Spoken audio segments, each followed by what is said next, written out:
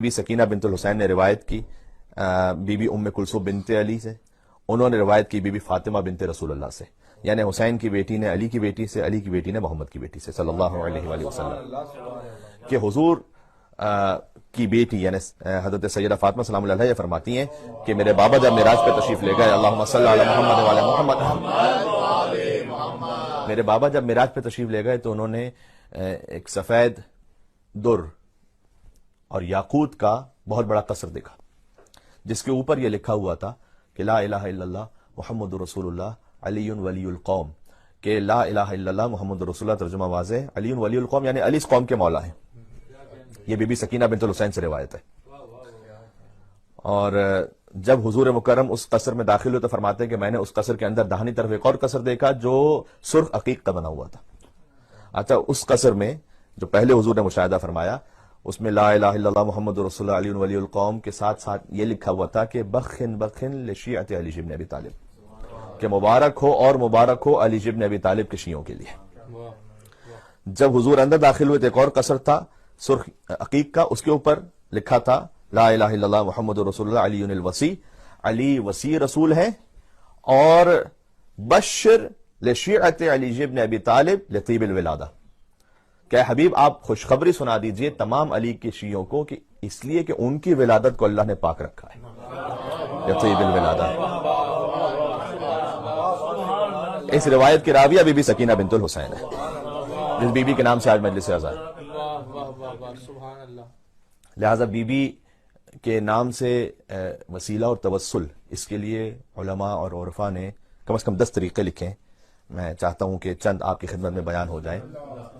کہ سب سے پہلے تو یہ کہ سورہ مریم کی تلاوت کیجیے، اور بی بی رقیہ یا بی بی سکینہ بنت الحسین، جو اہل شام، اہل عراق، اہل ایران رقیہ کہتے ہیں، اور اہل ہند و پاکستان بی بی سکینہ کہتے ہیں، ہدیہ کیجیے سورہ مریم کی تلاوت کر کے بی بی سکینہ بنت الحسین کو، اور دعا مانگیں۔ جی۔ دوسرا طریقہ ہے دعائے توسل پڑھیں بی بی سکینہ بنت الحسین کی نیابت میں، اور دعا مانگیں۔ تیسرا طریقہ ہے حدیث قصہ پڑھیں اور ہدیہ کریں بی بی سکینہ بنت الحسین کو، اور دعا مانگیں۔ چوتھا طریقہ ہے اما یجیب المضطر اذا دعاہ ویکشف السوء کو 21 مرتبہ پڑھیں اور بی بی سکینہ سلام اللہ علیہ کو ہدیہ کرتے ہوئے دعا مانگیں۔ پانچواں طریقہ ہے ایک استغاثہ، اس استغاثہ کے 7 جملے ہیں الگ الگ، میں اس میں 3 یا 4 آپ کی خدمت میں پیش کر دوں تاکہ وہ آسان جو جملے وہ آپ کو یاد رہ جائیں۔ یا غیاث المستغیثین کسے یاد نہیں؟ ہر دعا کو میل پڑھنے والے کو یا غیاث المستغیثین یاد ہے، اور وہ دعا بھی سکینہ کے دادا کی سکھلائی ہوئی دعا ہے۔ یا غیاث المستغیثین، اے فریاد کرنے والوں کی فریاد سننے والے، اغثنی، تو میری فریاد کو سن لے، بے مقام السیدہ رقیہ ادرکنی۔ جو یا غیاث المستغیثین اغثنی، یہ جملہ وہی ہے، بے مقام سیدہ رقیہ ادرکنی، ایک مقام پر ہے بے مصاب سیدہ رقیہ ادرکنی، بے نور سیدہ رقیہ ادرکنی، بے شفاعت سیدہ رقیہ ادرکنی۔ اے فریاد کرنے والوں کی فریاد سننے والے، تو میری فریاد سن لے، تجھے سیدہ سکینہ کے مقام کا واسطہ، تجھے سیدہ سکینہ کے مصائب کا واسطہ، تجھے سیدہ سکینہ کے نور کا واسطہ، تجھے سیدہ سکینہ کی شفاعت کا واسطہ، اور پھر آپ دعا مانگیں۔ تو یہ تمام استغاثوں کے طریقے ہیں بی بی سکینہ بنت الحسین سے، جو کہ آج بی بی کے نام کی منت کی مجلس ہے، لہذا میں چاہتا تھا کہ یہ موضوع آپ کی خدمت میں پیش ہو جائے۔ اور ایران کے ایک بہت بڑے عالم ہیں، بزرگ ہیں کافی، لیکن وہ عالم کے ساتھ ساتھ روزہ خان یعنی مصائب کا بیان کرنے والے بھی ہیں، جنہیں مداح کہتے ہیں ایران میں۔ تو امامہ نہیں پہنتے وہ، اور زیادہ تر اب وہ روزہ خان اور مداح کے نام سے زیادہ معروف ہیں، جن کا نام ہے حاج غلام رضا سازگار۔ انہوں نے یہ بات بیان فرمائی، وہ خود بھی بزرگ ہیں، وہ کہتے ہیں کہ ایک اور بزرگ مداحی کرنے والے تھے امام حسین علیہ السلام کی، جن کا نام تھا آغا افشار۔ تو یہ خود بزرگ ہیں، یہ ایک اور بزرگ کا واقعہ سنا رہے ہیں جو اب دنیا سے جا چکے ہیں، کہ وہ بیان فرماتے ہیں تقریباً یہ آج سے 115 سال پہلے کی بات ہے، کہ آغا افشار یہ کہتے ہیں کہ میرے پیروں پر ایک ایسی چوٹ لگی کہ اس کے بعد میں کھڑا نہیں ہو پاتا تھا اور سنبھل نہیں پایا، اور یہاں تک کہ ہاسپٹلائز ہونا پڑا۔ اب لازمی سی بات ہے کہ تقریباً 115 سال پہلے کی بات ہے، تو میڈیکل سائنس اتنی زیادہ ایڈوانس نہیں تھی جتنی آج ہے۔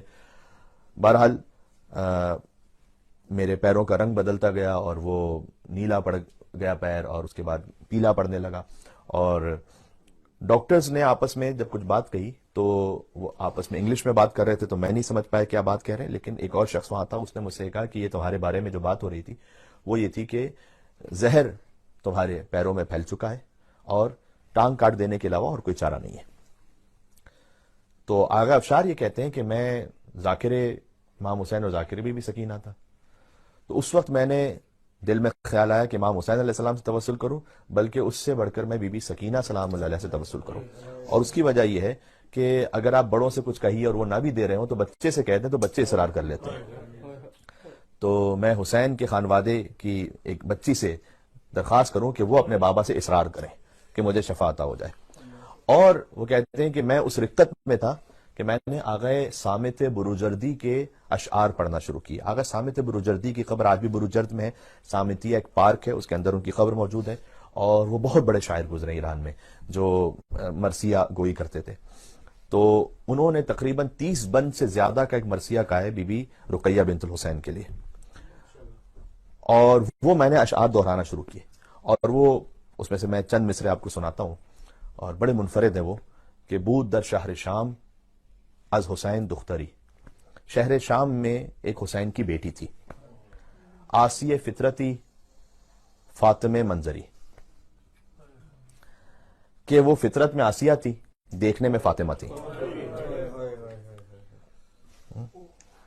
تالیہ مریمی، جو مریم جیسی باوقار تھی، ثانی حاجری، اور حاجرہ کی دوسری تھی، عفت کردگار و عصمت اکبری، جو عفت کردگار بھی تھی اور ایک عصمت اکبری، عصمت کبریٰ پر فائز تھی۔ اس کا ایک مصرع آگے یوں ہے کہ او در 6 سالے چہل سال عقل 40 سالے داشت، کہ وہ تھیں تو 3 سال کی لیکن 40 برس کے سن کی عقل رکھتی تھیں۔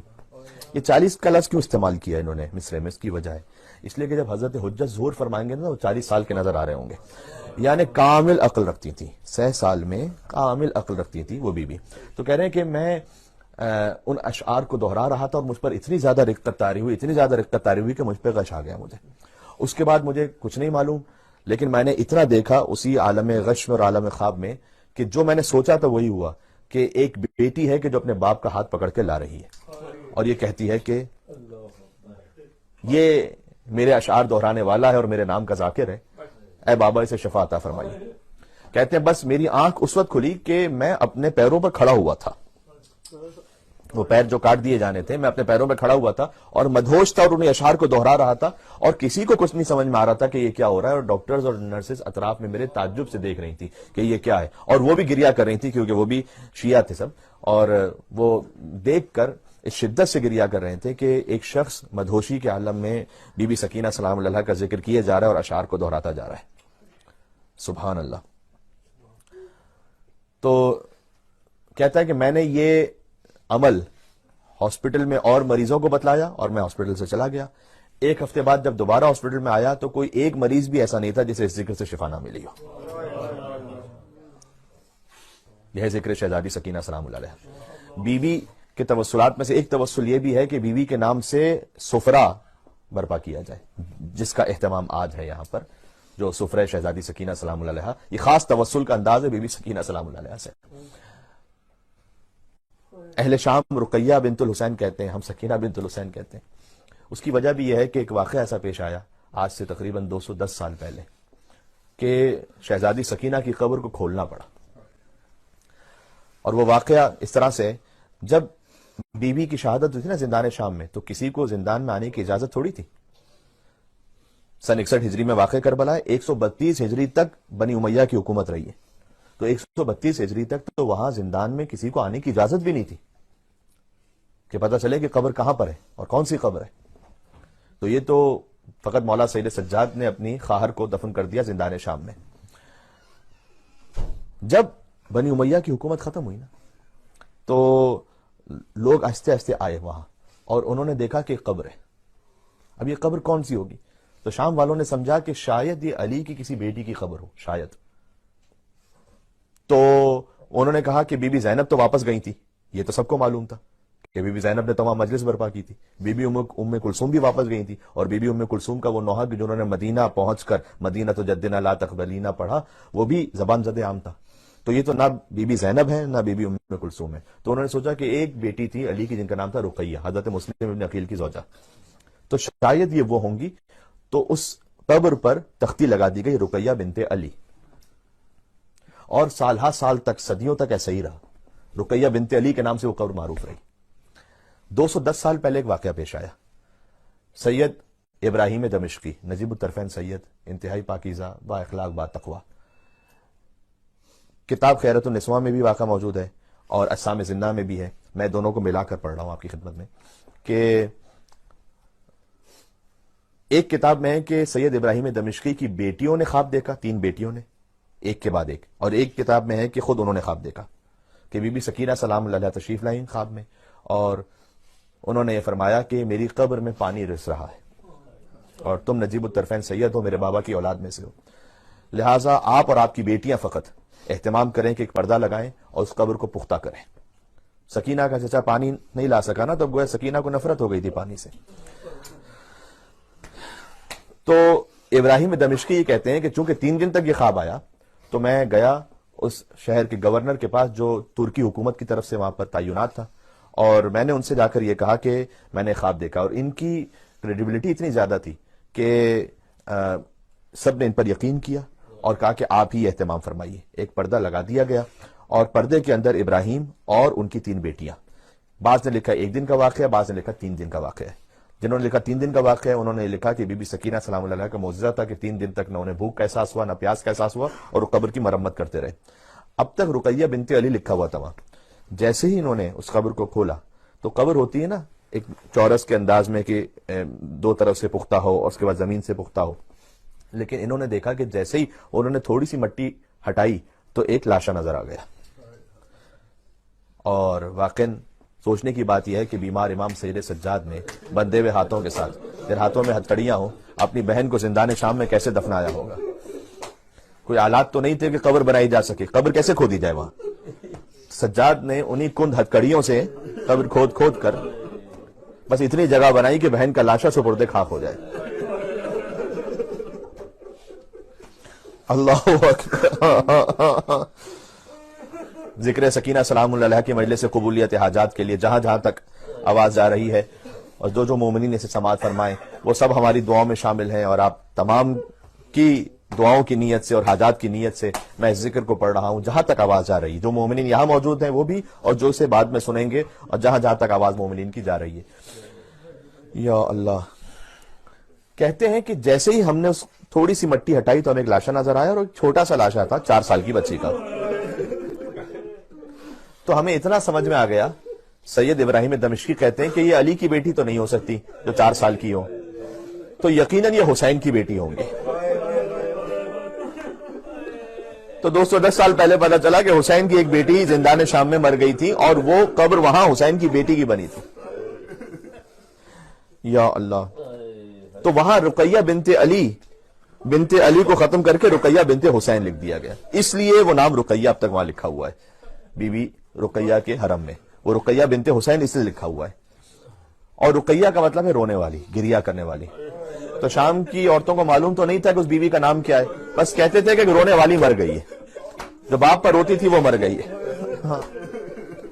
سکینہ بھی بیوی کا لقب ہی ہے, نام تو فاطمہ ہے. مولا حسین نے فرمایا تھا کہ اللہ مجھے 100 بیٹیاں عطا کرتا, میں سب کا نام اپنی ماں کے نام پر فاطمہ رکھتا.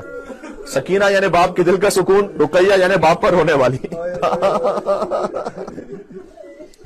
اب سید ابراہیم دمشقی کہتے ہیں کہ میری 3 بیٹیوں نے وہ جنازہ نکالا, اور میں نے قبر کو پکا کرنا شروع کیا. تو میری بیٹیاں ہر کچھ دیر بعد چیخ مار کر روتی تھی.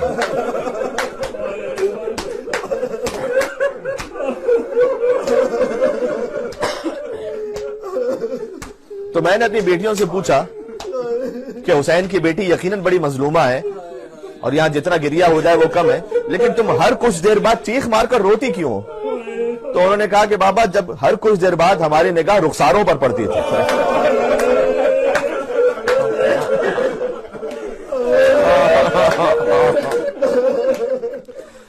اس لیے دیکھیں اللہ نہ کرے کسی بچے کے ساتھ ایک مرتبہ بھی وہ واقعہ پیش آیا جو سکینہ کے ساتھ اللہ جانے کتنی مرتبہ پیش آیا. اگر تماچا لگ بھی جائے کسی بچے کو تو یقیناً نشان ہوگا, نیل پڑ جائے گا, کیونکہ بچہ بڑا معصوم ہوتا ہے. 3 سال کے 4 سال کے بچے بڑے معصوم ہوتے ہیں, ہو سکتا ہے نشان ہو جائے, لیکن کچھ دنوں بعد, 1 ہفتے بعد, 10 دن بعد وہ نشان ٹھیک ہو جائے گا. نشان کب ہمیشہ کے لیے باقی رہ جائے گا؟ جب اس ایک تماچے کے اوپر دوسرا تماچا لگ جائے, اور اسی نشان کے اوپر اگر تیسرا تماچا لگ جائے. تو میں مصائب کا جملہ کہتا ہوں, اللہ جانے حسین کو تیر زیادہ لگے تھے یا سکینہ کو تماچے زیادہ لگے تھے. اللہ اکبر.